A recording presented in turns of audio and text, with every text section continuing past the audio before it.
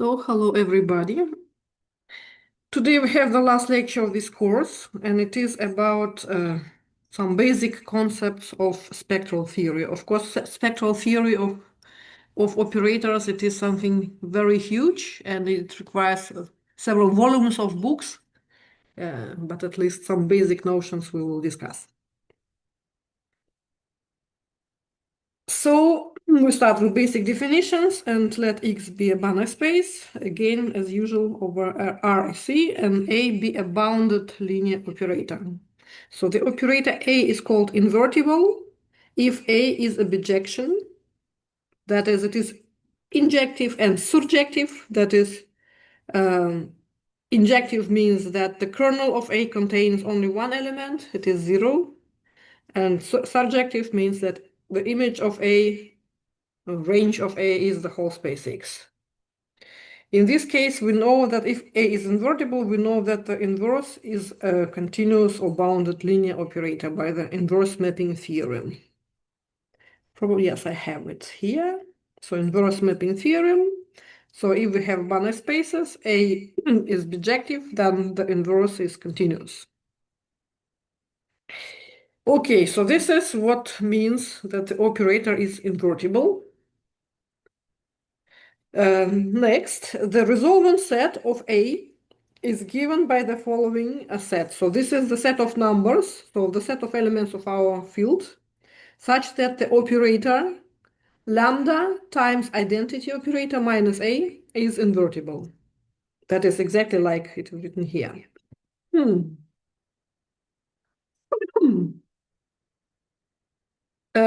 So in the sequel, I just will write down lambda minus A to shorten, but this means exactly this.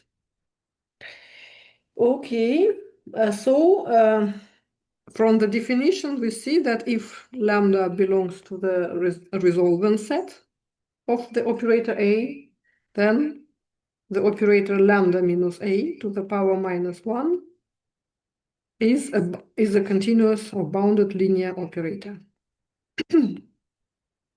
by the inverse mapping theorem.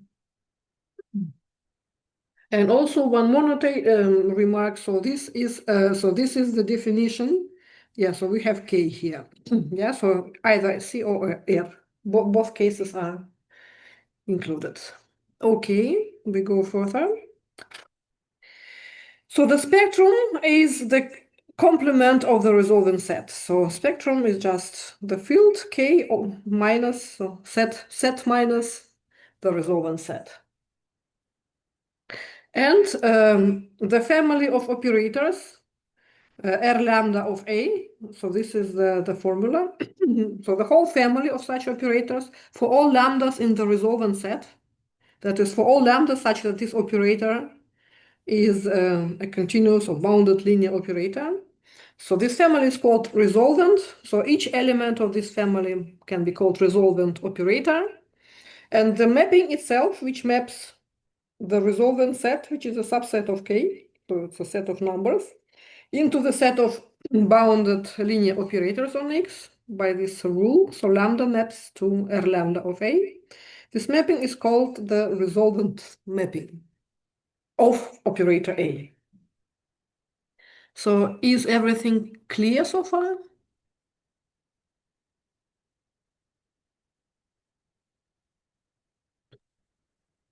Yes. Perfect. Then we go further. Remark. So if my X is a degenerate vector space which consists only from one element, 0 element, then the set of all bounded linear mappings contains only one operator. Namely, all operators which map X into X, they are denoted by okay, any A which maps 0 to 0, yeah, so it's very easy to define the action of this operator. So any other operators, they coincide with such operator, and this operator can be considered as 0 operator. Like you take this vector, multiply with scalar 0, and you obtain 0 vector. So all operators here are just the 0 operator. So this 0 means zero element of this space, that is the zero operator. And its inverse again maps 0 into 0, so it coincides with this operator, zero operator itself. Hence, all operators here are invertible, and hence, of course, for any lambda, this is just again zero operator because, yeah, because identity operator also is like this.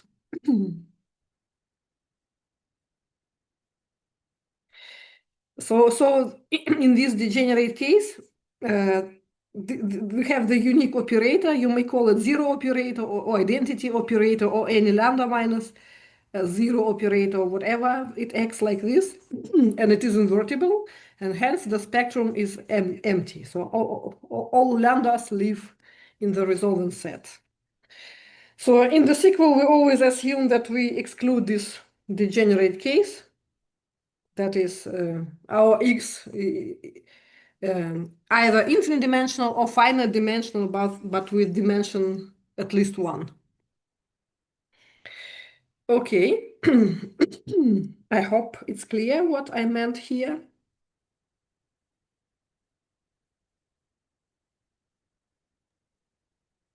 Yes. Perfect. So, second part of the remark, so if lambda minus r is not injective, so recall once again, so that rho is the set of operators where it is invertible. It is only possible if lambda, if this operator is a bijection by this definition. So if we consider lambdas which not here but here, this means that for such lambdas here, this is not the case. But what does it mean? This means that this guy is not bijection, so it may be either non-injective or non-surjective. So we consider now the case if this operator is not injective. This means that in the kernel of this operator, there is not only one element, 0, but there may be something else. What does it mean? So we assume that, so if it is the case, then there is some x which is not 0, which lives here, but this means that this x solves this equation. And hence, we see that A applied to x is equal to lambda x. And hence, we see that x is an eigenvector of this operator A, lambda is an eigenvalue of this operator A. So this is the so-called eigenspace for this eigenvalue lambda. Yeah, any element which belongs to this eigenspace actually is an eigenvector of A. So as soon as this is not injective, we have the story which is known from linear algebra. We have eigenvalues, eigenvectors, eigenspaces. Okay, but in the infinite dimensional case, there may be another situation where this operator is injective but not surjective. So if dimension of x is infinity, it may happen that this operator is injective but not surjective. That is, this happens. What do we have in this case? This means that lambda again lives in the spectrum, not in the resolvent set.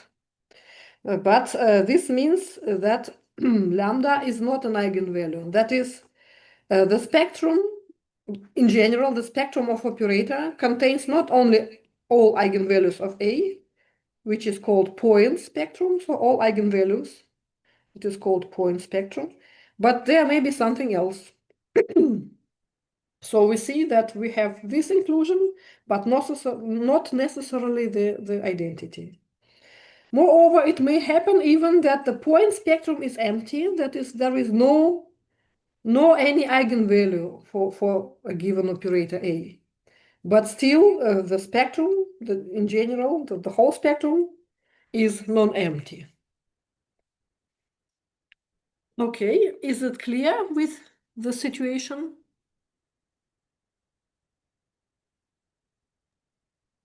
Yes. Perfect. We go further.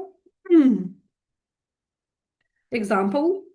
So let X be small L2 and A will be the right shift. So it maps as follows. So all coordinates will go to the right for one position and the first coordinate is 0. Then A is injective. Yeah, because for different 2 points of here, their pre-images are also different. But this operator is not surjective because you see A of the whole X is the subset which consists of all points with first 0 coordinate. So it's a kind of a subset of codimension 1. Since this is the case, so we see that since A is injective but not surjective, then also minus A is injective but not surjective, and hence this operator is so, and hence this 0 lives in the spectrum of this operator. But it is not an eigenvalue. Okay, agree? Yes, agree. Perfect. So this is what I have already said. 0 is not an eigenvalue because A is injective. Moreover, A does not have eigenvalues at all, and actually its spectrum is the whole closed unit ball in K, that is all lambdas such that the absolute value is smaller or equal to 1. We do not prove it, but it can be an exercise for you. So note here that the operator norm of my operator A, yeah, so this is my operator A, is 1. I hope it's clear from this formula how it acts. Please pay attention to this coincidence. Okay, now we consider another operator.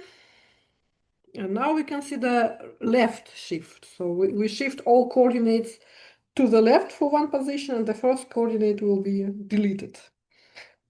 In this situation, this operator B is surjective. So there is the image of the whole space is the whole space, you can see from the formula, but it is not injective. Yes, because for example, if we have two points whose coordinates starting from x2 they coincide, but different first coordinates. So both such points will be mapped to the same point here. So since B is like this, what can we say? Can we say something? This is my question to you. Oh, so you should also. 0 belongs to the spectrum also. Yes. Yes. And it is even an eigenvalue.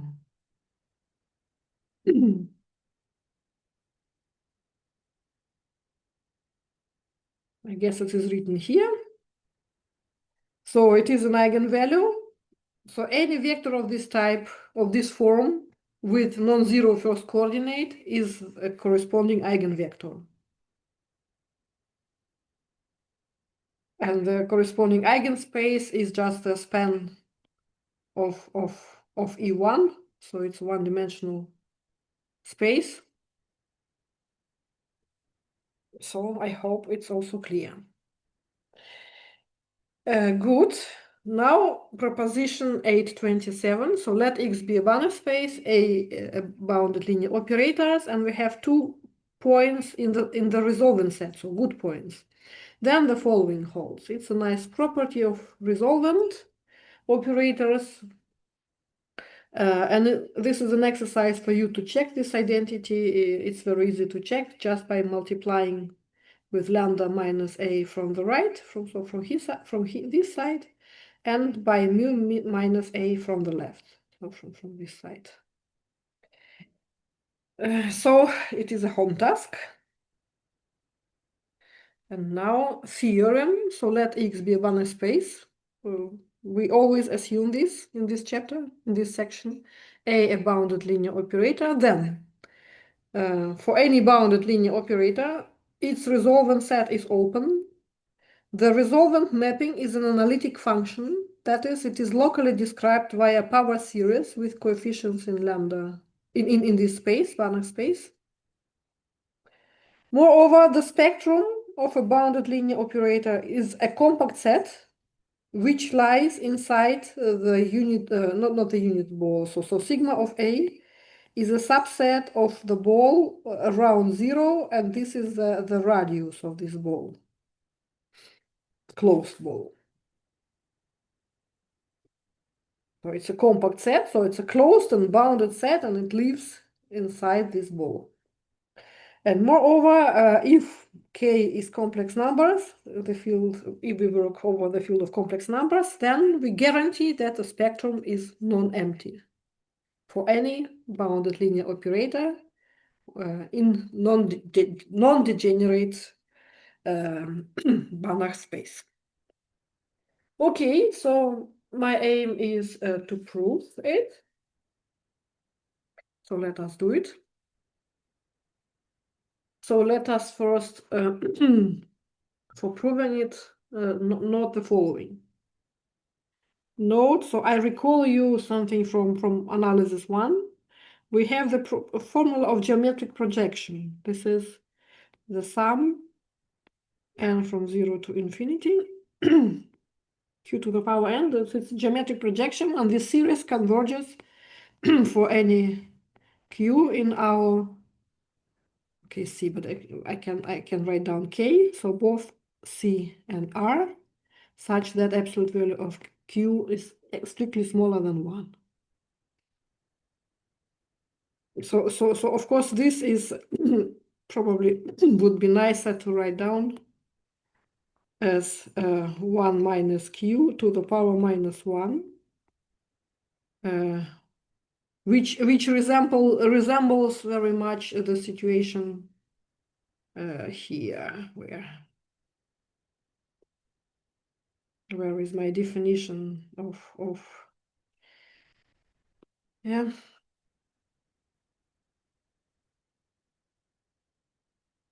Okay. So, so similarly, so this is the known result. Similarly,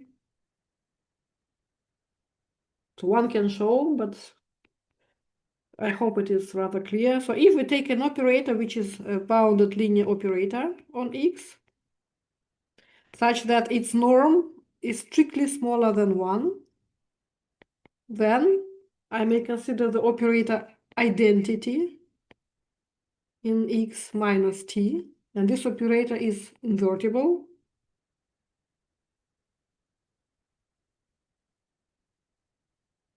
The Neumann series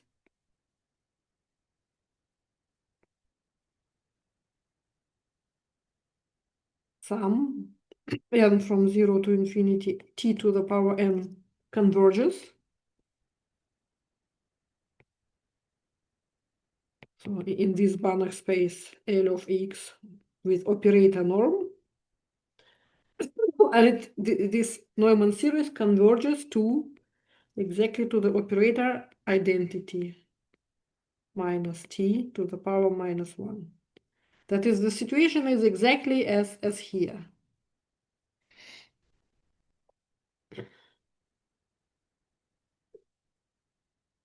Okay, I hope you do believe that this is true. An exercise for you to check that it is the case. And we are going to use it. Okay, so is everything fine? Okay, it's clear. Perfect. So now let us prove item 1. So let lambda 0 belong to the resolvent set of A. Take any lambda such that lambda minus lambda 0 absolute value is smaller than a constant, and this constant will be given by 1 over absolute, so norm of the following operator, lambda 0 minus a to the power minus 1. So since lambda 0 lives in the resolvent set, this operator is a bounded linear operator, so its norm is something finite, and hence this is a constant. So we take any lambda 0 from the resolvent set, take any lambda from the neighborhood of lambda 0, and this is just the radius of this neighborhood. So we show that any lambda from this neighborhood of lambda 0 is again an element of the resolvent set. And hence we show that this set is open. Okay, so then, so lambda minus a, oops, what's going on? Lambda minus a can be written as lambda 0 minus a plus lambda minus lambda 0. This is then lambda 0 minus a, and then bracket is open, and here we have identity operator minus lambda 0 minus lambda times lambda 0 minus a to the power minus a. So we use, of course, the fact that lambda 0 lives here, that is, this is a nice bounded linear operator. Okay. So this operator, so if I call it B, then the norm of B is strictly smaller than 1 by our assumptions on the choice of lambda.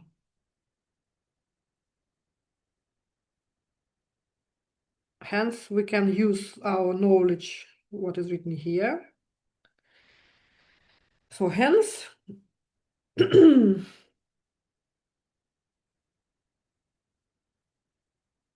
what do we have? So this operator is invertible by this statement here. And this operator is invertible because lambda 0 lives in the resolvent set. So by definition of the resolvent set. So this invertible, and this also invertible.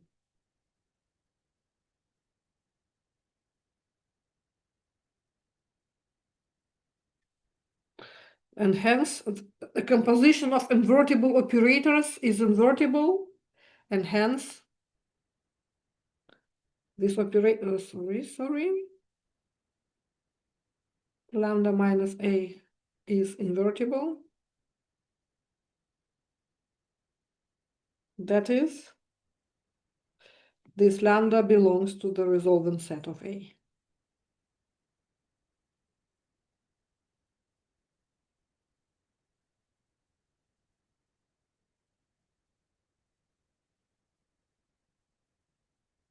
Okay? Is everything clear? Okay. Good. So let me save this calculation, and let me call it somehow, let me call it like this. Okay, so now we will prove item 2. But I need to open a new slide. So may I go to the next slide?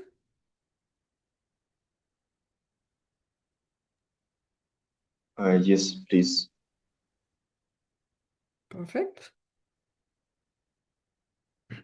So we show item 2. So by item 1, we know that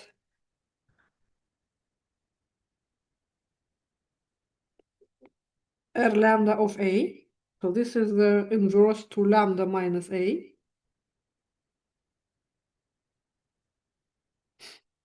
Of course, I consider, let me write it down, that I consider let lambda belongs to the resolving set. Oops. Okay. So by item 1, we use the following representation. So this is my formula, sharp. It is then the inverse to this operator, lambda 0 minus lambda times lambda 0 minus a to the power minus a 1. Everything to the power minus 1 times lambda 0 minus a to the power minus 1. And now for this guy, I use the Neumann series representation.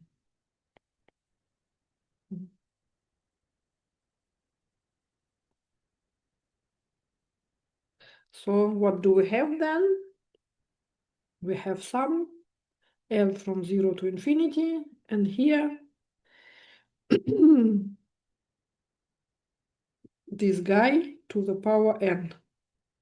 So this guy is lambda minus lambda 0 to the power n times lambda 0 minus a to the power minus 1. So this is the resolvent operator. And then this operator to the power n. And then I multiply with this guy. And then I obtain n plus 1. So we call that. Here probably I should write down that let lambda 0 and lambda. Let lambda 0 and lambda belong to the resolving set. So probably let me even write down to be more rigorous. I guess I have to write down that let lambda 0 and lambda as in item 1.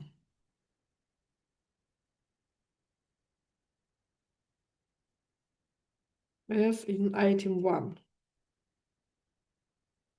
Then by this item 1, we have all our considerations.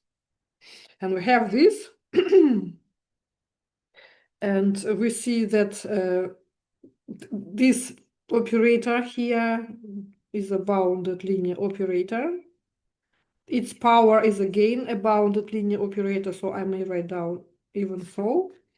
And you see we have a power series with coefficients from this space of bounded linear operators. And we know that the series converges.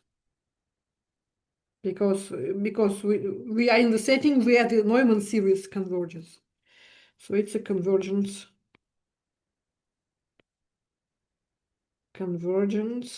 series around lambda 0.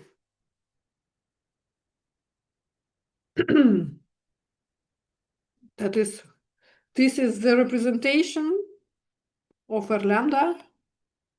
R lambda is equal to this series, and this is the representation which is true locally around lambda 0. Around means for such lambdas as here. So probably let me take another color. R lambda is equal to this series, and it happens for such lambdas.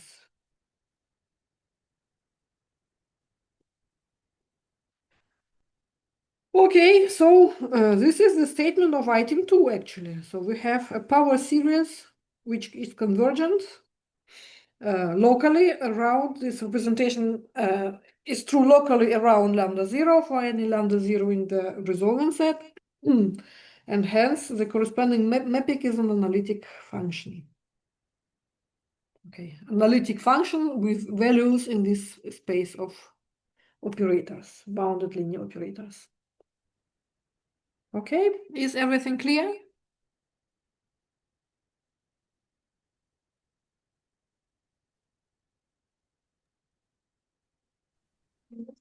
Yes. Perfect. So let us prove item 3. So we have shown that a resolvent set is open, hence its complement is closed.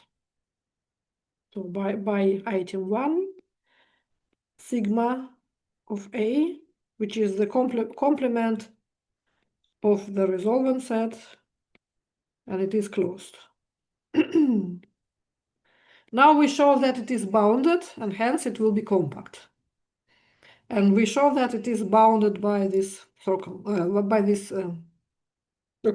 sphere.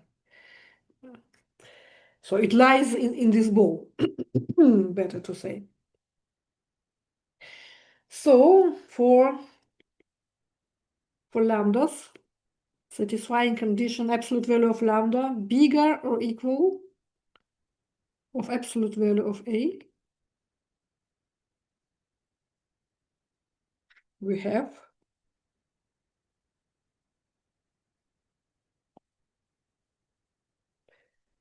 that lambda minus A to the power minus 1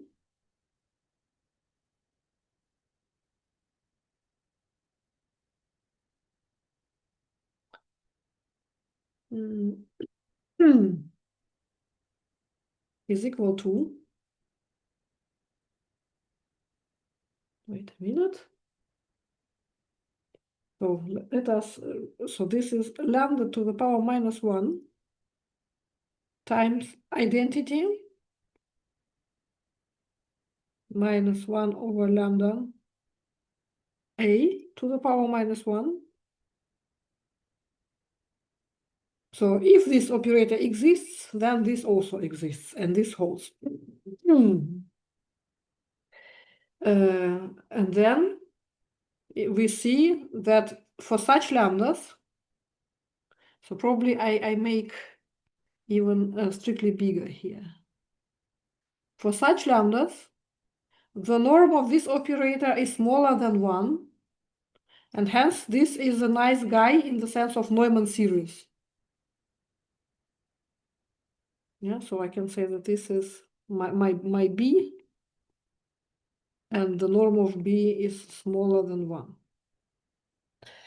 So I can use the Neumann series representation, hence all this is just lambda to the power minus 1 times sum, and from 0 to infinity, and here lambda to the power minus n, A to the power n. And this is convergent. So I use Neumann series representation. So I use this first, let me probably, so I use this statement. Okay. So what does it mean? This means so that what is written here is a nice operator. The series is convergent because this is a nice operator. It is invertible. And hence, since this is something nice, this is also something nice. That is, it is invertible. So this is a bounded linear operator, and hence lambda belongs to the resolvent set.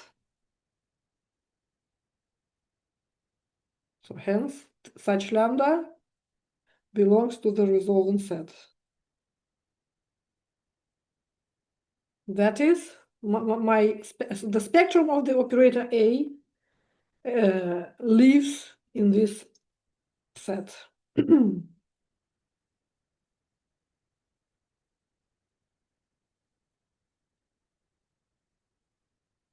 That is, this set sigma of A is bounded. And so this set is bounded and closed, so it is compact.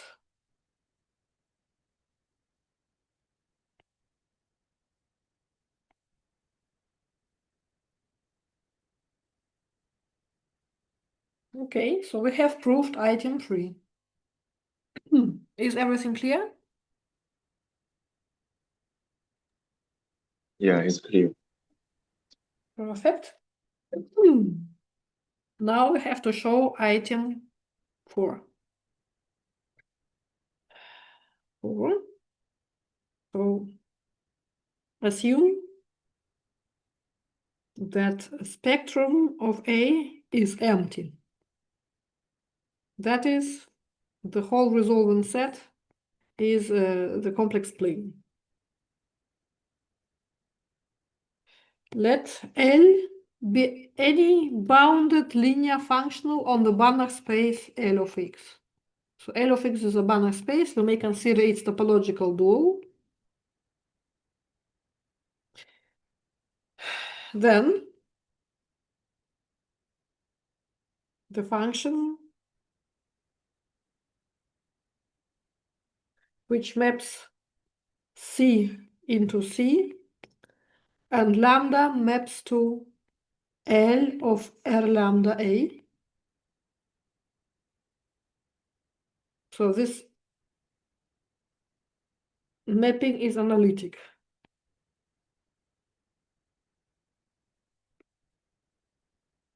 And recall that L of R lambda A is equal to, so recall what is R lambda A. So we use this nice formula. Which one? I guess this one. Let me call it somehow. I don't know how. For example, star or what do we have? Okay. Oh, let me call it like this. So using this formula,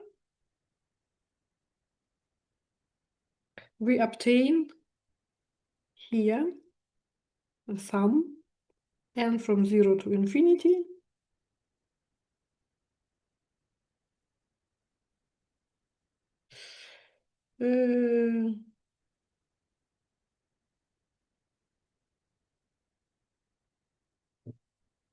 so this is my resolvent at point lambda 0. Yes. So L, oops, L of R lambda 0 of A to the power n plus 1 times lambda minus lambda 0 to the power n. So I have used that my L is linear and continuous. So I may apply it to each summand of the series, and hence I have this. Okay, and this is the nice power series with coefficients in C. So classical complex analysis. So we have this representation again. It is again locally.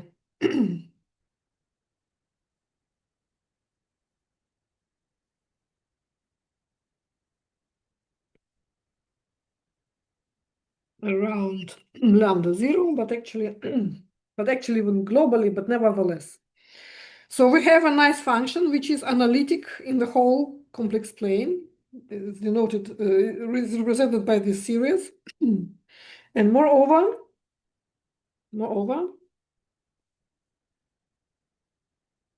this mapping, which lambda maps to this L of R lambda A, it is a bounded function. Is a bounded function.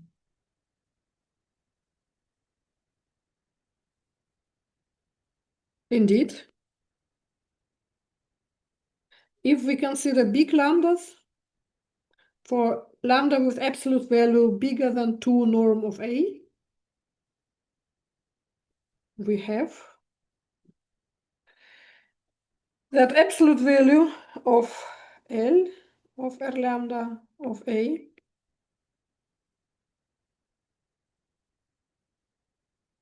is smaller or equal than, and I use this formula. Let me also make it, let me take some color. So this guy is equal to this series. Let me call it like this.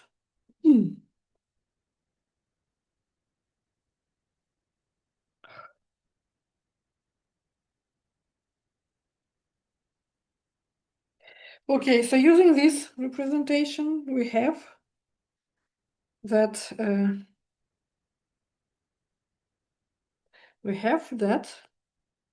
this guy. So first I use that L is a bounded linear, a continuous linear functional. So this is smaller or equal than the norm of A, it's a constant, times the norm of this stuff. And this is absolute value of lambda minus 1 times sum n from 0 to infinity A over lambda. Or better, let me write down in a nicer way. So lambda to the power minus n, norm of A to the power n. And since lambda satisfies this condition, then this guy is smaller or equal, not small, just smaller than 1/2. Yes. And hence everything is fine. The series converges. What's going on? I need the color. So everything is smaller or equal than absolute value of L times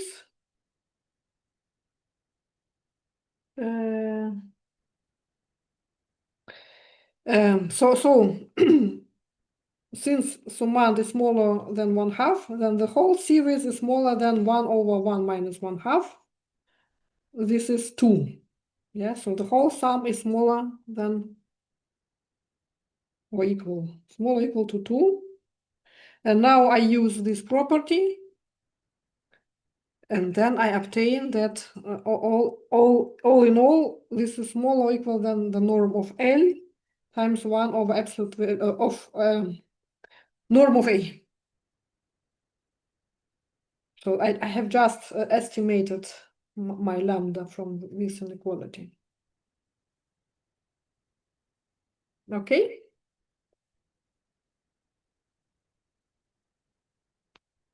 The estimate is clear? Yes, Oh, thank you. perfect. So what means this estimate? That outside a ball around 0 with this centrum, my function is bounded, but inside this ball, the function is also bounded because it's a continuous function. Continuous function is bounded in a compact set. So let us write down that for such lambdas, we have this estimate. And L of R lambda A is bounded in the compact set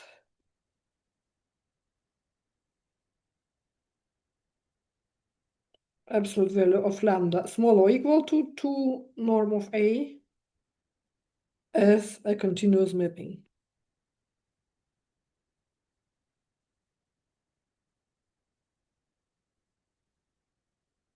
So we have shown that this function, it is an analytic function in the whole complex plane, which is bounded. Hence, we use a classical result of the complex analysis. It's the Liouville theorem by Liouville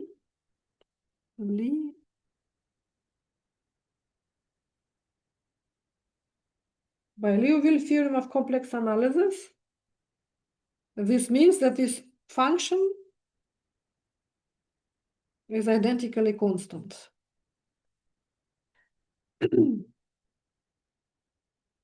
Moreover, due to this representation here, due to this representation, one see that if lambda tends to infinity, absolute value of lambda tends to infinity, then all this story tends to 0. Hence, this function tends to 0 at infinity, and hence this constant is nothing else but 0. But I need to open a new slide in order to write it down. So may I go to the next slide?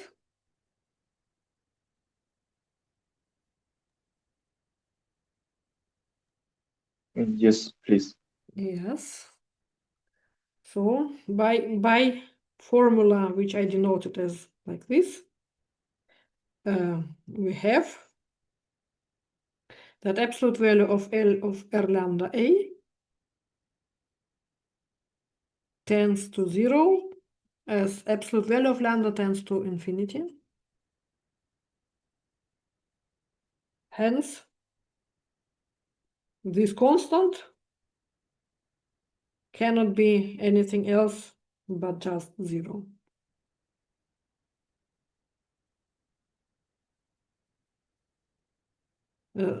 Recall that this is true for an arbitrary L.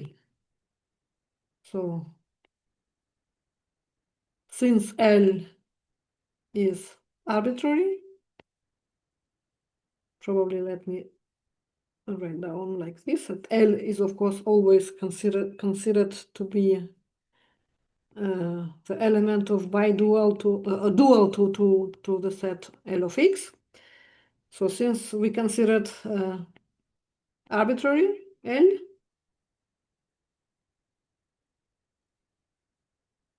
and the dual, so element of the dual space, so the dual space distinguish elements here. Yeah, so if L evaluated at this element is 0 for all L's from the dual, this means that this is nothing else but the 0 element of this space. So we have that this operator R lambda of A is identically 0. But this is a contradiction with assumption that my space X is not a 0 element. Yeah, so only in this case all such operators for all lambdas complex numbers, they are identically the 0 operator. In all other cases, they are different operators. This means that we have 0 operator for all lambdas. Okay, so this is not the case. Contradiction, and hence our assumption was wrong, but our assumption was this assumption.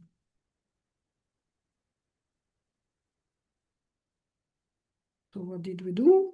We considered this assumption and we obtain contradiction. Okay, hence we have proved item 4. Is everything clear?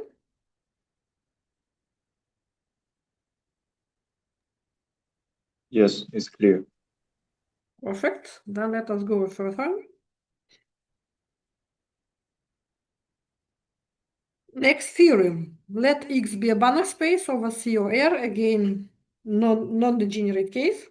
And now we consider not just a bounded linear operator, but a compact operator. Then the spectrum of a compact operator is a very interesting and nice set. So the statement is either the spectrum of K is the 0 element, or the spectrum of K, okay, this is a typo, of course, my K is A, or A is K. So the spectrum of K contains 0 and eigenvalues of K. That is, the spectrum may contain only eigenvalues and 0, which probably not necessarily an eigenvalue. And moreover, concerning the eigenvalues, so each eigenvalue has finite multiplicity. That is, the dimension of the eigenspace, the corresponding eigenspace, is finite. So this is one property. And the second property, the set of all eigenvalues of K is at most countable and has no non-zero accumulation point. Hence, if we have a compact operator, its spectrum can be either like this or like this, where lambda1, lambda n are eigenvalues, and there are finitely many eigenvalues, and 0 probably eigenvalue, probably not. Or like this, that is, we have eigenvalues, countably many. It's a sequence. This sequence converges to 0, and 0 may be an eigenvalue, maybe not. That is, in the case of compact operators, the spectrum is very clear and very simple in a sense. Okay, so next task would be to prove this statement. So for this statement, we need a lemma, which I'm not going to prove because we have no time to prove everything. So the lemma is as follows. If we have a compact operator, then dimension of the kernel of this operator, identity minus k, is finite. And the range or image of the operator, identity minus k, is closed. So you may find the proof of this lemma in the book of Bogachev and Smolyanov. This is lemma 731. Now, using this lemma, we will try to prove the theorem. So, proof. We know already that if we have a compact operator, then it is not invertible.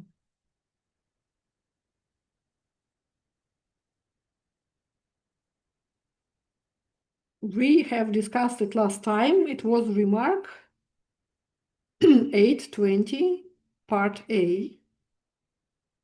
Last time it was lecture 18. I guess I have it here. I will show it immediately.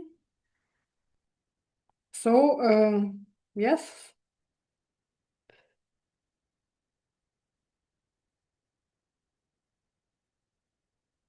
So let me check. So we consider Banach space here. I don't remember why we considered Hilbert space here. Probably it's not. Probably it was a typo, or it was just for a special case. But of course, the same holds for Banach space as well. Yeah, but because all discussion does not need any special property of a Hilbert space in comparison with a Banach space. Okay, so if K is compact, then it is not invertible because the inverse is a bounded linear. If there would be an inverse, a bounded linear operator which is inverse, it acts as follows. And this means that this operator is compact operator itself, but this is not the case for infinite dimensional Banach space. Okay.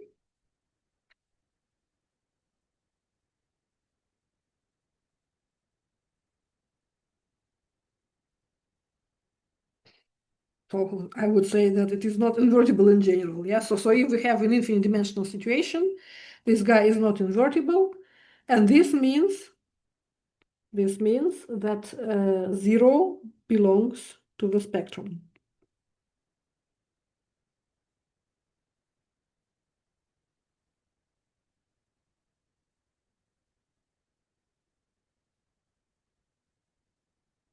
So if dimension of x is equal to infinity. Interesting. So I overseen this. So let us assume that we consider this case. What happens in finite dimensional case, but not this one. It's a home task. I guess it follows from linear algebra. Because in linear algebra, so in finite dimensional space, all bounded linear operators are compact operators. So now we are interested in this situation. So we have shown that 0 is in the spectrum. Good. Now let us show the next step. So let now lambda belongs to a spectrum and lambda is not equal to 0. So once again, we assume this everywhere. Probably I should insert it somewhere as the interesting case. Okay, so let lambda belongs to the spectrum and it is not 0. So we may assume that lambda is equal to 1. Otherwise consider, so rescale the operator and consider instead of k, we may consider 1 over lambda times k. So if lambda is an eigenvalue of k, then 1 is an eigenvalue of this operator. And if lambda is not eigenvalue of k, then 1 over lambda, then 1 is not an eigenvalue of the operator 1 over lambda k. So it is enough to consider this particular lambda and assume that this guy lives in the spectrum of k, and we check if it is an eigenvalue or not. Okay? So we take any lambda in the spectrum, we assume that this is lambda equal to 1. And now we assume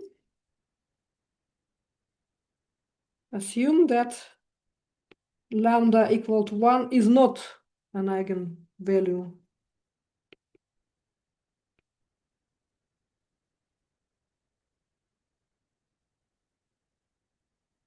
of k. And we will obtain a contradiction. So if lambda equal to 1 is not an eigenvalue of k, what does it mean? This means that the operator identity x minus k is injective, but not surjective.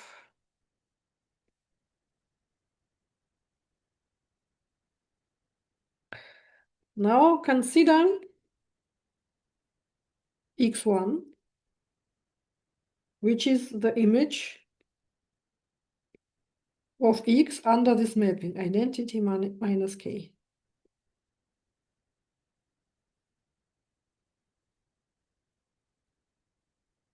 Hence, by lemma,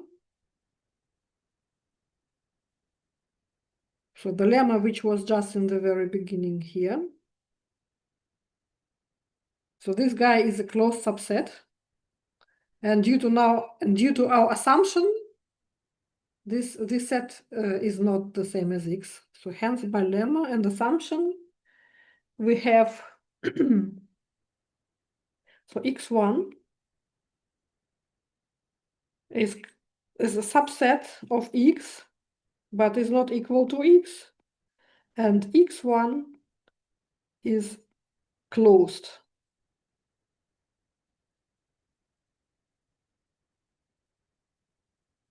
Okay, everything is clear? Yes. Okay, so we repeat this consideration. So consider xn, which is equal to identity x minus k applied to x n minus 1 for all n big or equal to 2. Then all xn's are closed,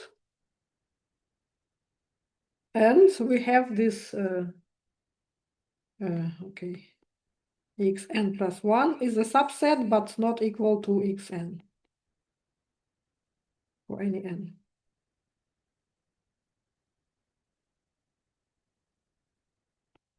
So we have a chain of subspaces. They all are closed, and they all are proper subspaces of the previous space. Okay, is it clear?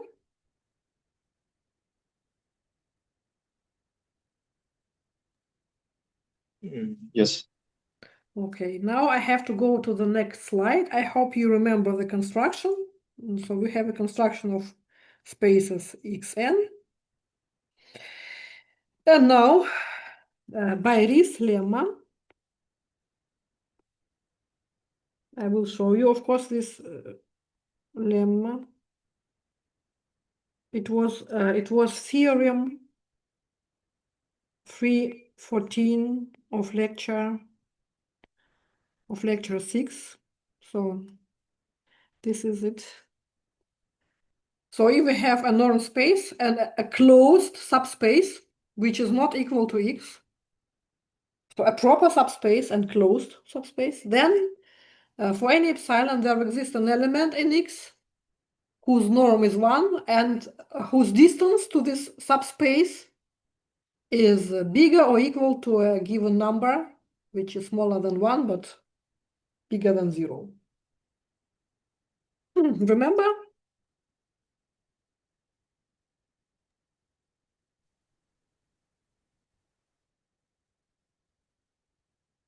Okay, so we will Okay. apply. Yes? Okay. We will apply this lemma. So by this lemma, for any natural number n, there exists xn, an element of subspace xn, such that its norm is 1, and distance between xn and a proper subspace of xn plus 1 is bigger or equal to 1/2.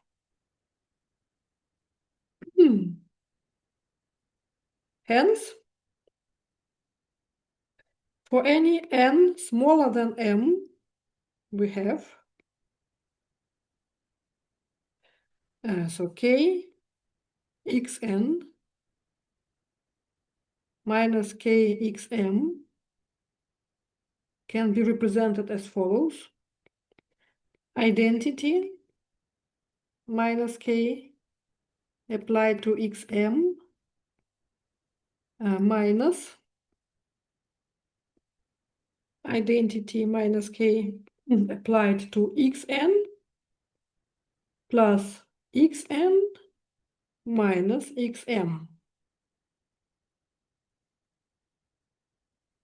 And we see that this guy, since m is bigger than n, this guy belongs to xn plus 1. Yeah, here should be xn, of course. Okay, this guy belongs to xn plus 1. And this guy also belongs to xn plus 1 by definition of xn plus 1. From this, we see that the norm, so the distance xn, kxn minus kxm is bigger or equal than the distance between this element and this space. But this distance is bigger or equal to 1/2.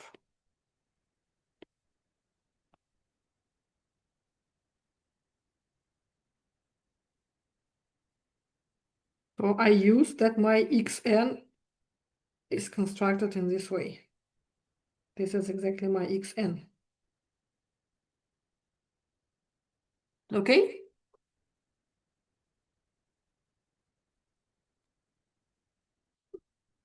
Okay. But this means that this sequence kxn does not have a Cauchy subsequence.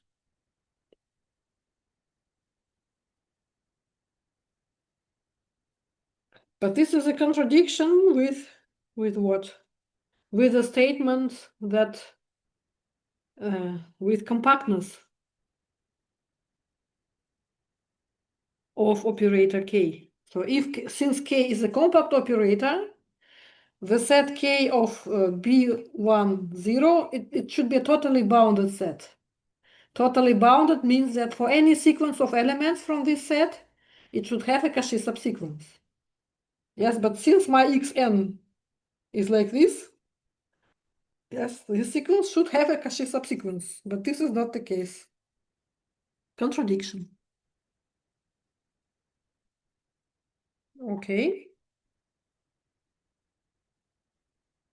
So we have shown that lambda is an eigenvalue.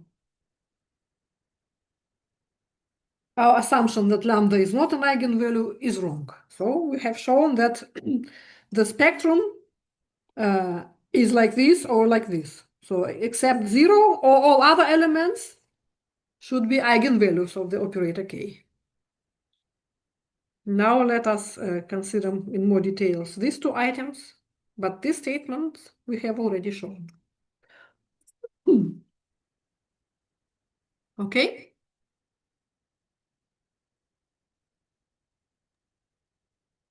Okay. Good.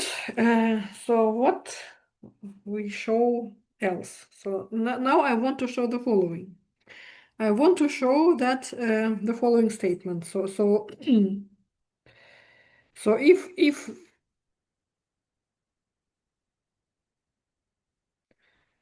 wait a minute.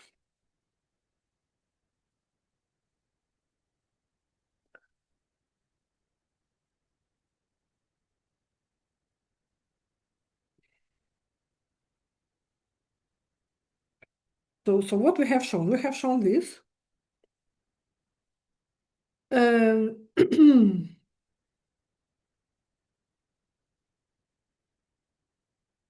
What does it mean? That we have wait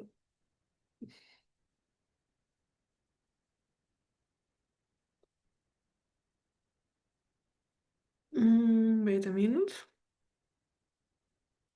So we have shown this, but since K is compact, so what can we say?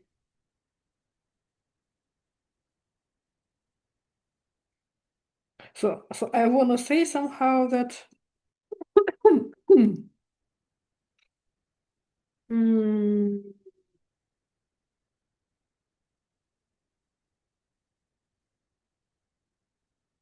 okay, so we skip the proof that of that fact, and we show only the following. We show that so the set of all eigenvalues is at most countable. We skip it to show it, but we show that there is no non-zero accumulation point for the set of all eigenvalues. So let us show this, and we'll do it on the next slide.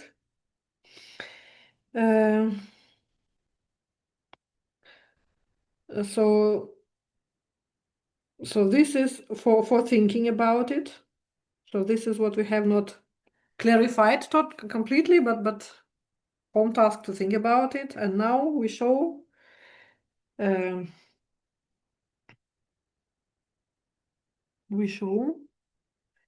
that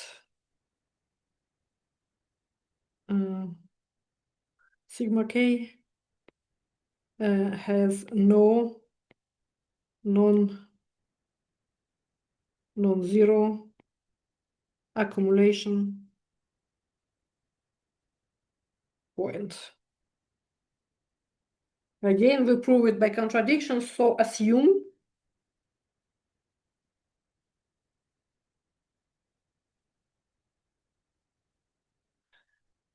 that this is not the case. That is, there exists a sequence of elements lambda n in the spectrum such that lambda n converges to some lambda, and this lambda is not zero. It is enough to assume, so it is enough to consider the case where all lambdas are different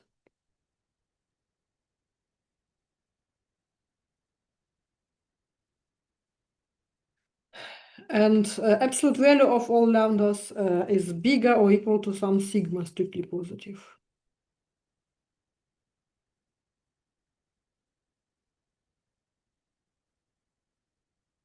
Yes, because if we have this, then we can choose a subsequence of sequence lambda n which satisfies this condition.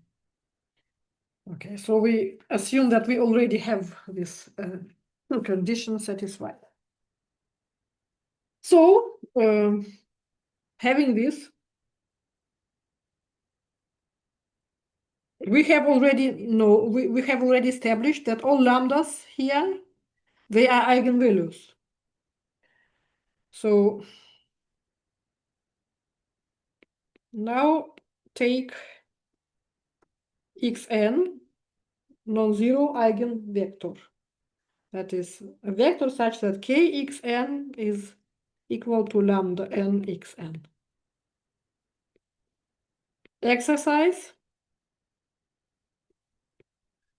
All lambdas, all xn are linearly independent.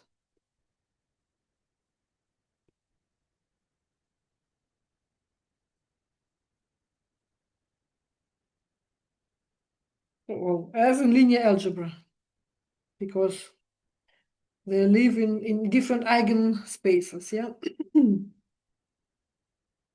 Now consider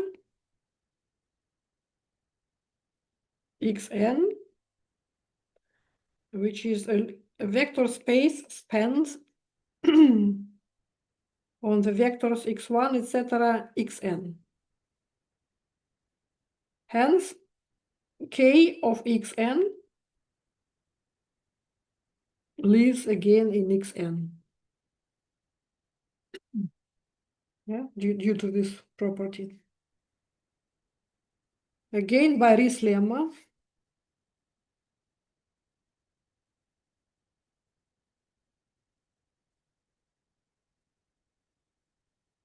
there exists yn element in xn such that the norm of yn is equal to 1 and distance between yn and xn minus 1 is bigger or equal to 1/2. And taking into account how we define xn, and hence what is xn minus 1, this means that y can be represented as follows. So its coordinates, in a sense, here are given by alpha n xn plus zn, where zn lives in the subspace xn minus 1.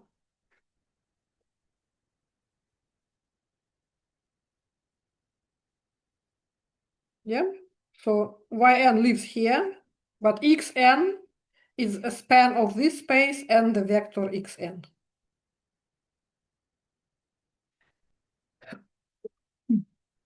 As usual, I have no place for the final calculation, so please say me when you are ready for a new slide.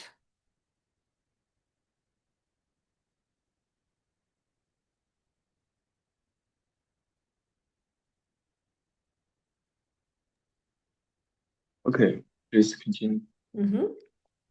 Okay. Okay, so we have for n bigger than m that kyn minus kym, it is equal to k alpha n xn. So I use this representation of yn plus kzn minus kym. It is equal to, now I use that xn is an eigenvector. So it is equal to alpha n lambda n xn plus kzn minus kym.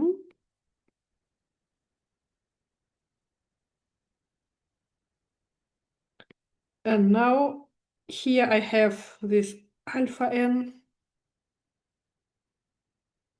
xn. I use again this formula here. So alpha n xn can be represented as yn minus zn. So this is what I do here. So this is lambda n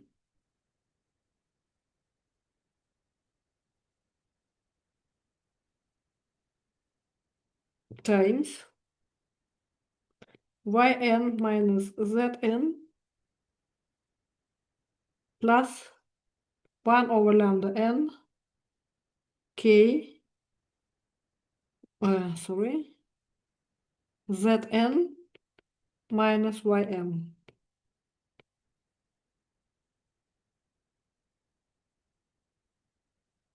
Okay, everything is clear?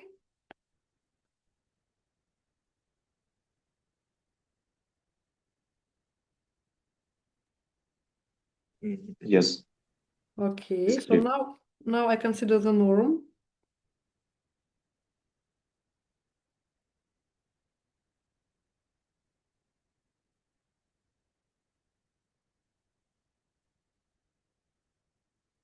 So then here we go absolute value, and here we have just the norm. And what do we see? So yn is an element of xn.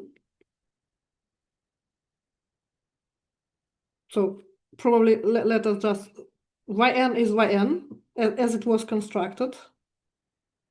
But zn is an element of xn minus 1 by construction here.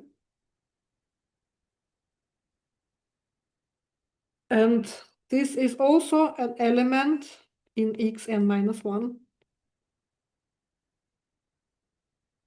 because m is smaller than n. And zn from here and k, so we use this property. Yes. And we use that m is smaller than n and zn belongs to xn minus 1. So we have this. So by construction of, what color? No, we have used it already. So by construction of yn, this bracket is bigger or equal than 1/2. So it's the distance between yn and this vector is not smaller than the distance between yn and this space, but this is not smaller than 1/2. And lambda n is bigger or equal than sigma, so absolute value of lambda n. So finally, all this is bigger or equal than sigma over 2. And this again means that this sequence k yn does not have a Cauchy subsequence.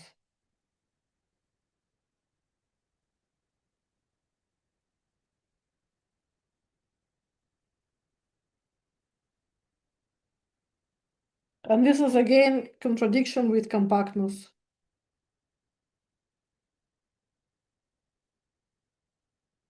Of k, yeah. Since k of a ball, and even this ball must be totally bounded. And yn are constructed in the way that they belong, so their norm is 1, that is, they belong to this closed unit ball. So we have shown that our assumption that So what was our assumption? We assumed that there is a sequence which converges somewhere but not to zero. This assumption was wrong. So if there is a sequence, we call that this is a compact set. Yeah, so if there is a sequence, it converges somewhere, then it converges to zero only.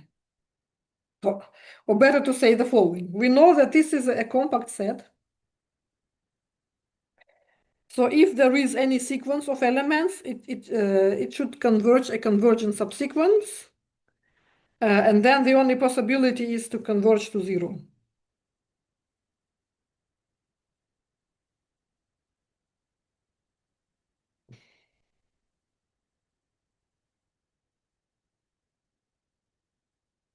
This somehow implies already that we have this, but not directly.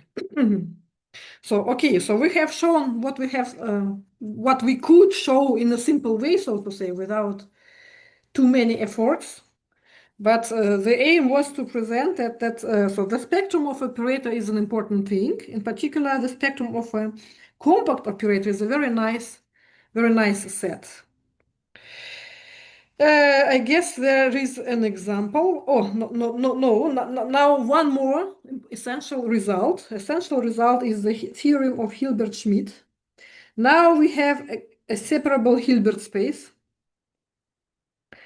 Again, non-degenerate situation. And A is not only compact, but also self-adjoint. So A is both compact and self-adjoint operator. Then, so we have a more precise statement. So we have, of course, this situation, but the situation is even better. Namely, in this situation, compact and self-adjoint, there exists an orthonormal basis even of eigenvalues or of eigenvectors. That is, yeah, so there are only eigenvalues in the spectrum, plus zero probably. But eigenvalues are enough to create an orthonormal basis. And if everything happens in infinite dimensional space, then they are in the orthonormal basis, there are countably many vectors, and eigenvalues converge to zero. Of course, we have no time, no tools, sufficiently many tools to prove this theorem, but please pay attention. So that in the case of compact self-adjoint operators, the spectrum is very, very nice. And now just some examples. So example 31. So let X0 be a subspace of X whose dimension is finite. Then this operator, the orthogonal projection on X0, is compact and self-adjoint. This we have already discussed, I guess. Now, so we take any orthonormal basis in X0. It contains only n vectors. And then we consider the complement of X0, orthogonal complement, and take any orthonormal basis there. It exists. Yeah, we know that any Hilbert space has an orthonormal basis. Hence, if we combine all these vectors, we obtain a single orthonormal basis for the whole space X, and it will be the orthonormal basis of eigenvectors of this operator. So this would happen for all En, where my eigenvalues are either 1 for the first n vectors or 0 for all the rest. And hence the spectrum of orthogonal projection consists only of 2 points, 0 and 1, and they both are eigenvalues.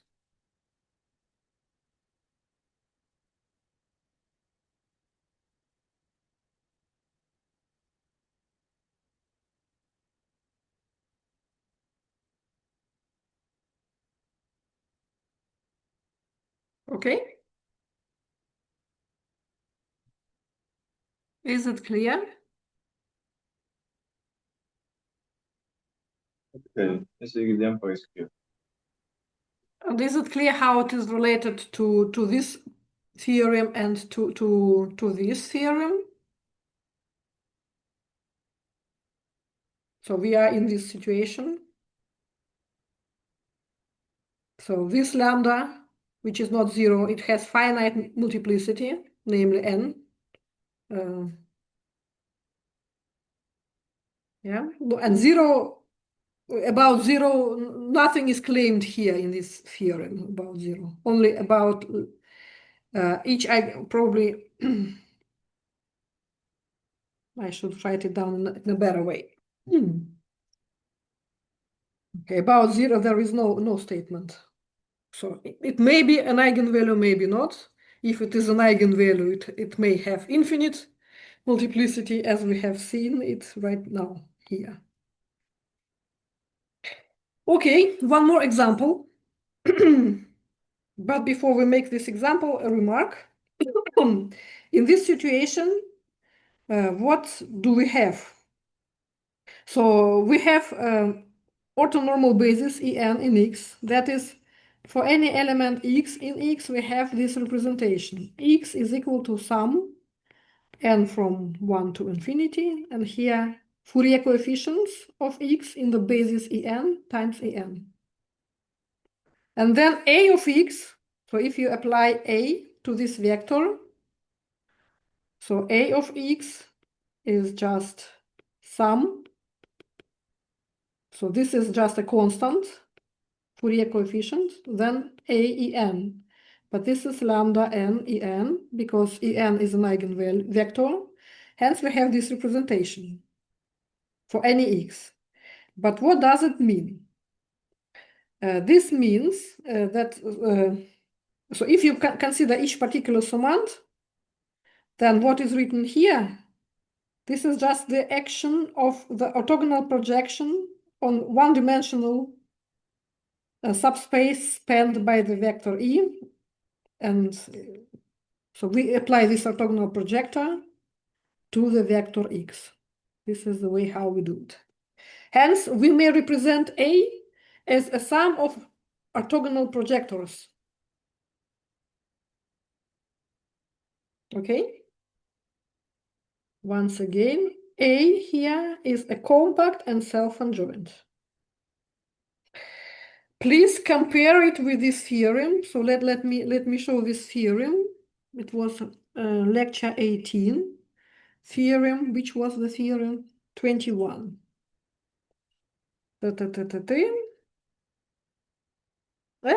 What? So we have, the statement is the following, that compact operator, so in a Hilbert space, so if X is separable, we have this approximation. Or anyway, Kx is the closure of the set of such operators. But yeah, I guess this is the most relevant, that we may approximate any compact operator by orthogonal projectors. And here you see a more detailed representation. So that is, what does it mean? This means that we may approximate A by such final sums. But what stays here, the orthogonal projections, projectors on yeah. Okay, something like this. Please remember it. And now one more example to this theorem. And this is a continuation of a typical example which we have discussed last time. Again, let me come back to lecture 18.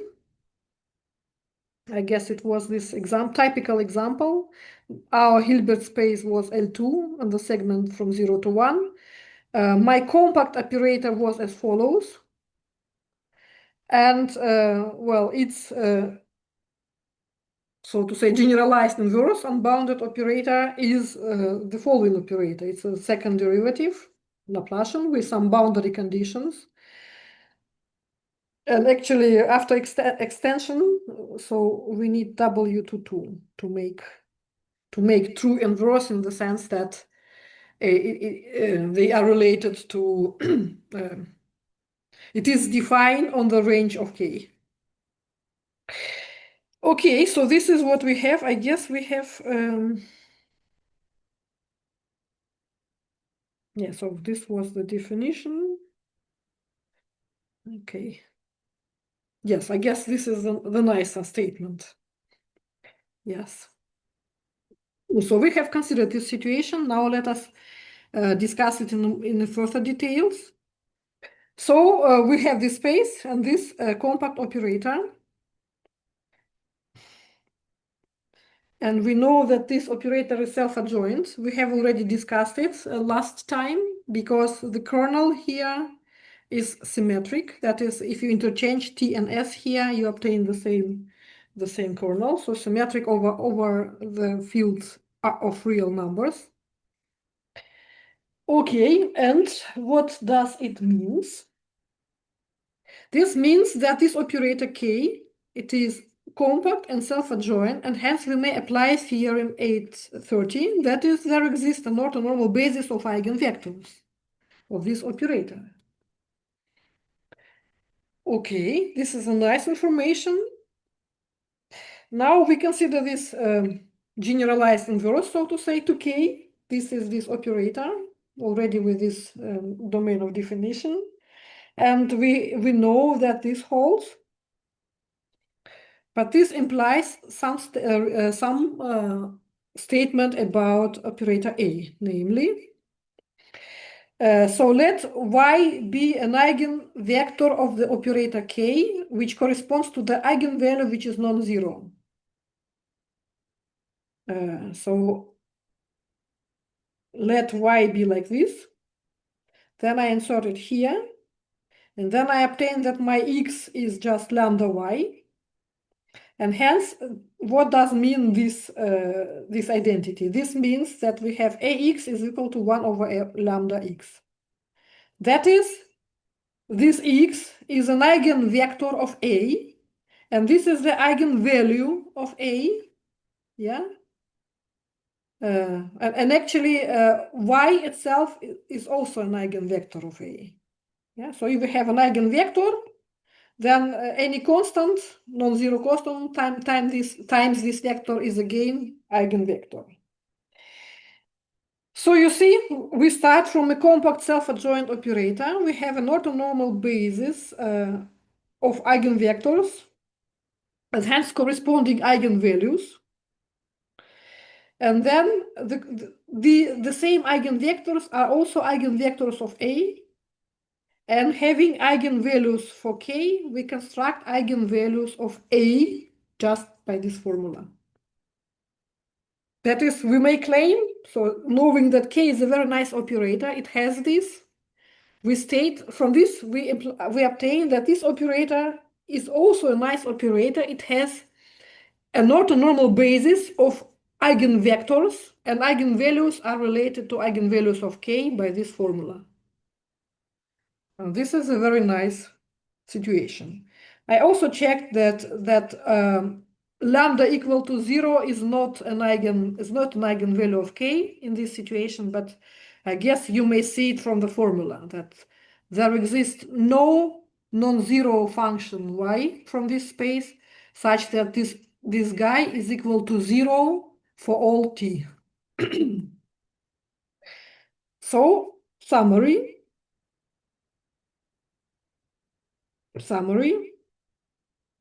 Okay, we have K, compact and self-adjoint. There exists not normal basis of eigenvectors.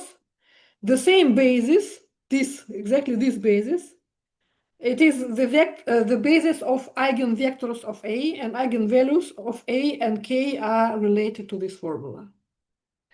Now, let us find these mu's and these vectors explicitly. I know that the lecture is already too long, but we need just to make a few calculations by finding these eigenvalues and eigenvectors, and I will give some summarizing remarks. So I think we need like 15 minutes more. I hope you will survive.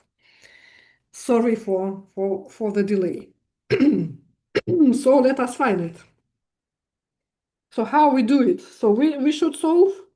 So mu n are eigenvalues of operator A. So ax is equal to mu x. So we solve this equation and we know that x belongs to the domain of definition of A. That is, x is a nice function. In particular, it satisfies boundary conditions. I recall that the boundary conditions was like this. But now I insert what is my A. My A is a second derivative.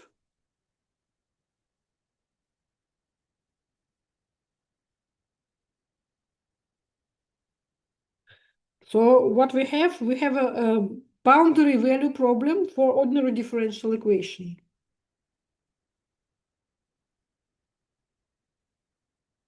So general solution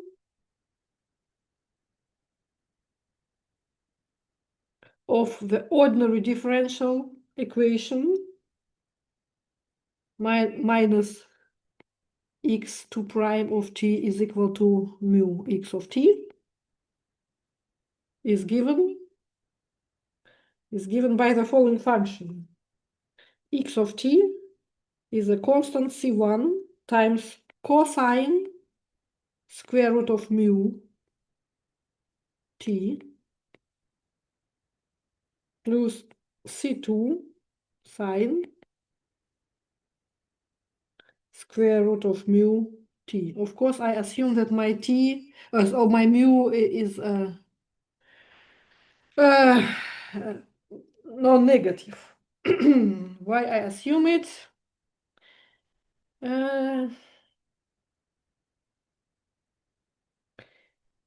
Yeah, because I know the solution already. Uh,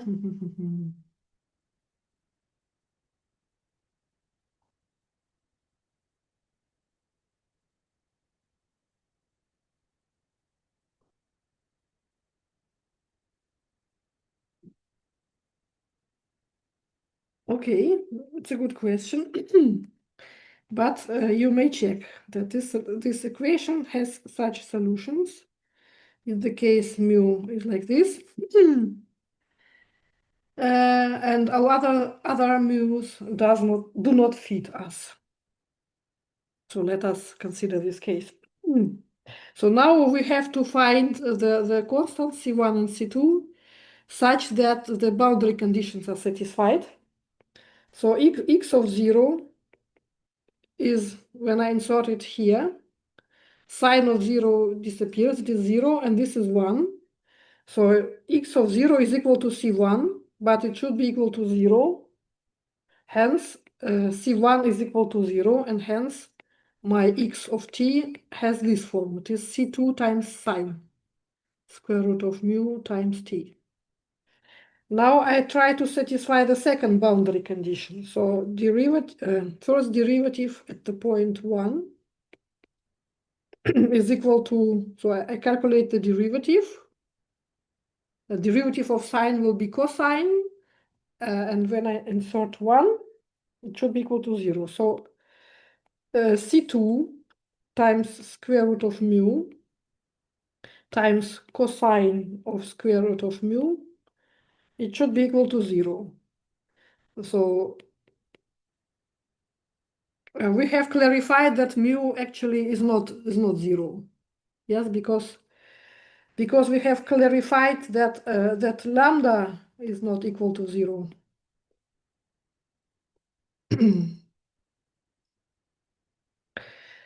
So we solve this equation. This means that this cosine is equal to 0, and this means cosine of square root of mu is equal to 0.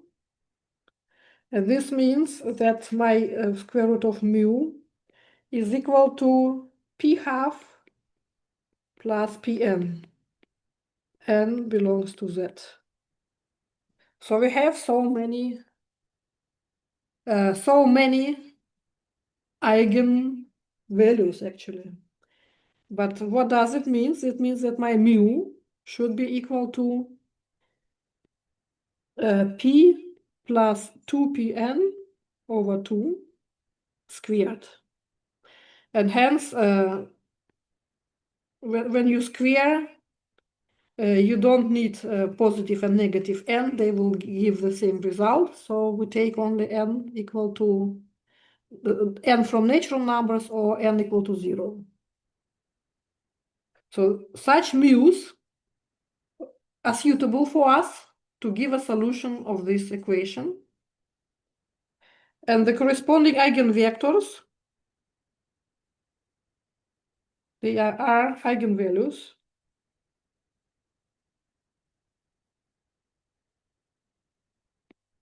So for each fixed eigenvalue mu n, I solve this equation. This is my solution corresponding. Hence, the corresponding eigenvectors are given like this. They are sine of p plus 2pn over half t. Again, n natural or 0. They are eigenvectors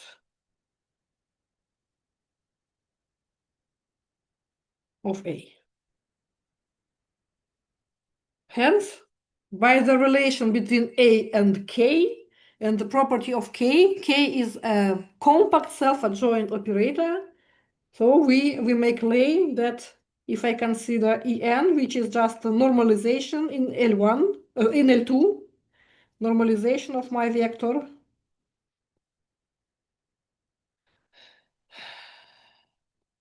so these are O and B for A. Oh, so O and B for my space L2.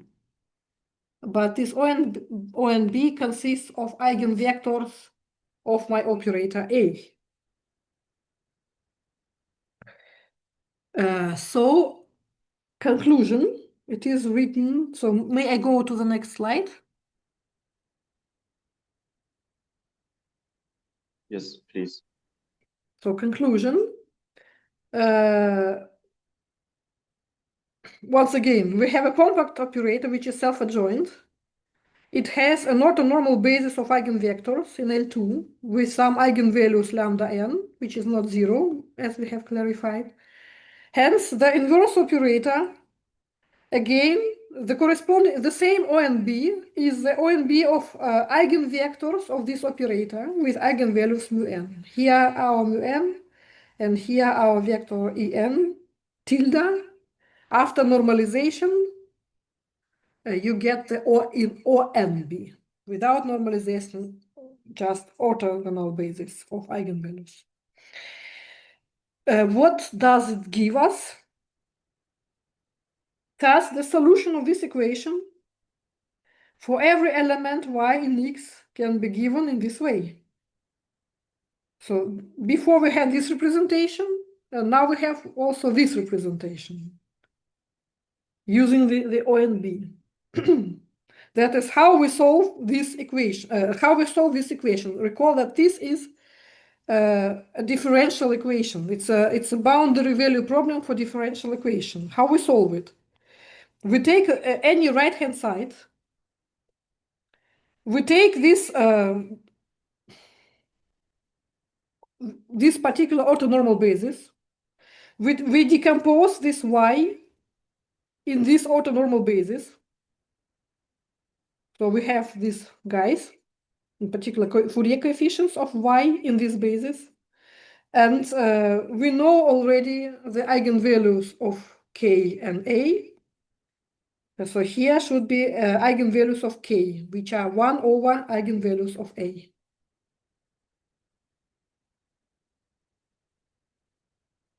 So either you calculate this integral and you get the solution, or you get a solution having this basis. That is, you take right-hand side, decompose it in the basis, take Fourier coefficients, and construct this series.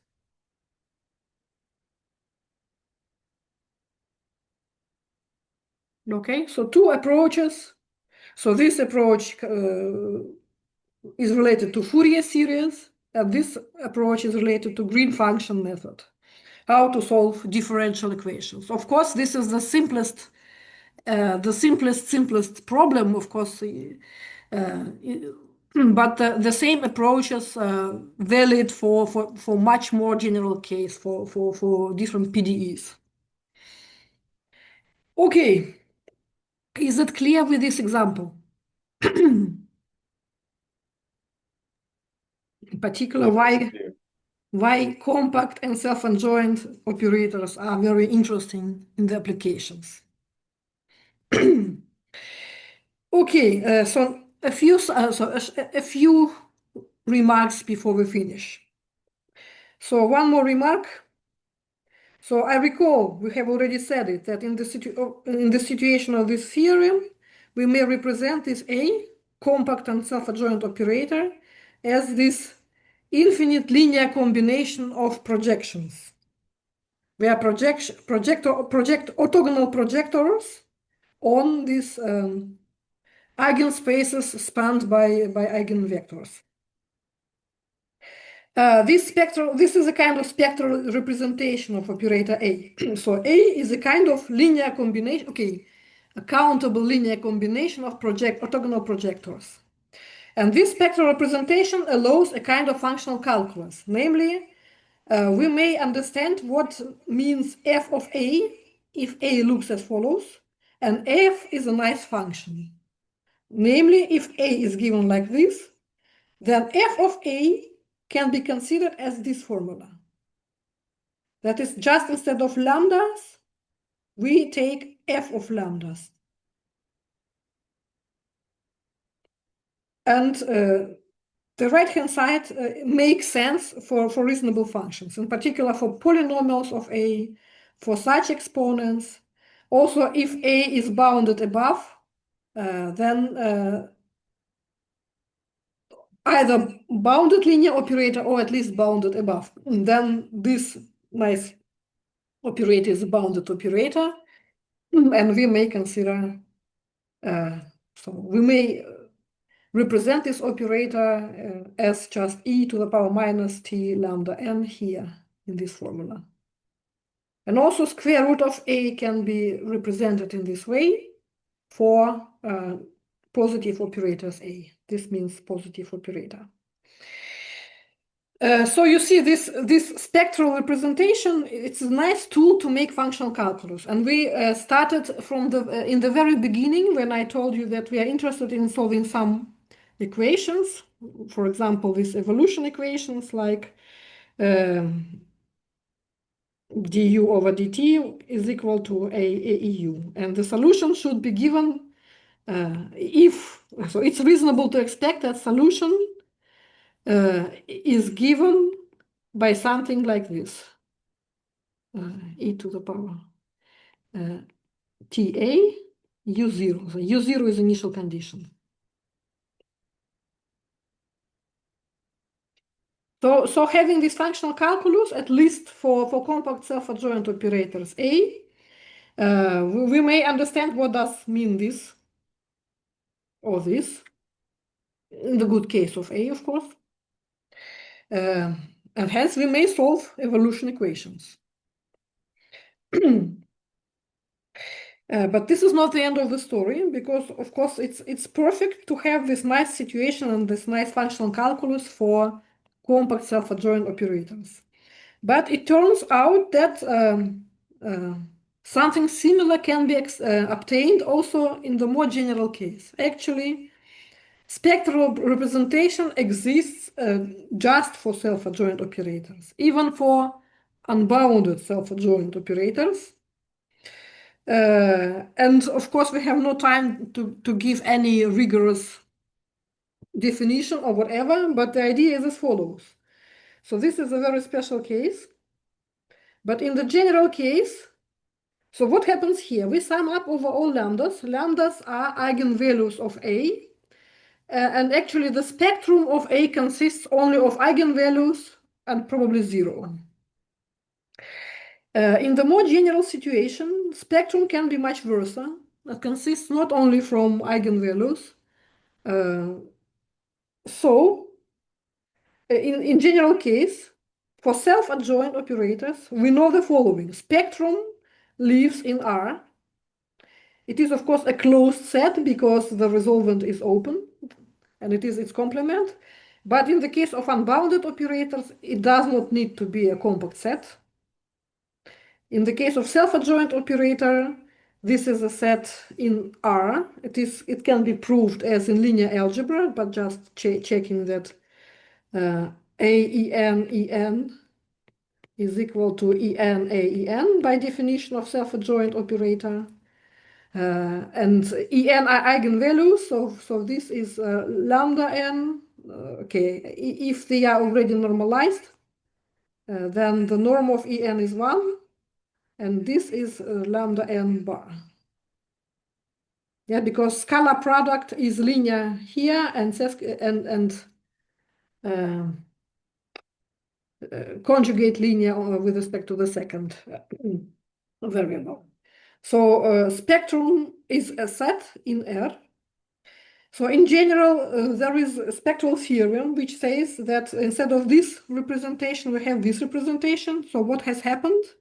Instead of summing over all elements of spectrum, so there are countably many elements of in spectrum here.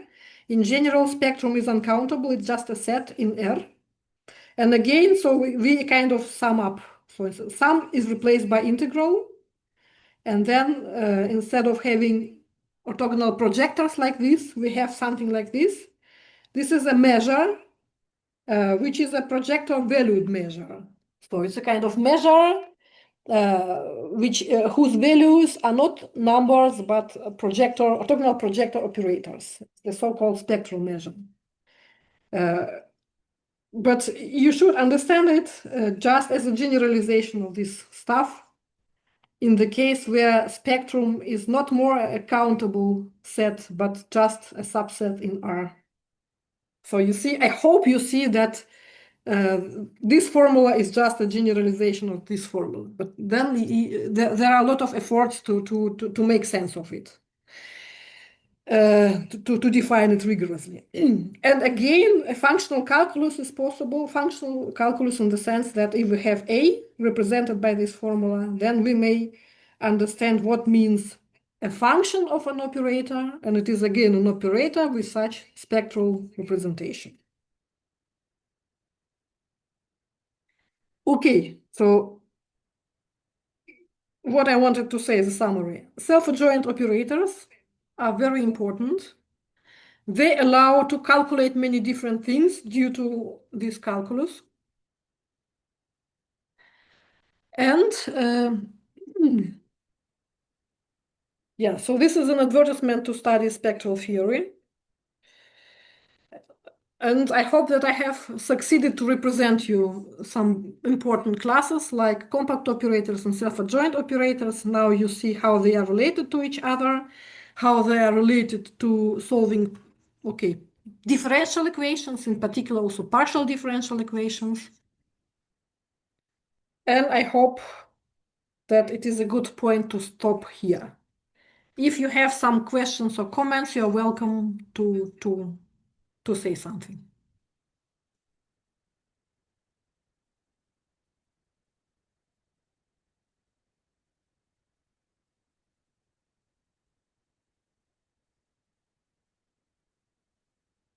Okay, then I stop the recording.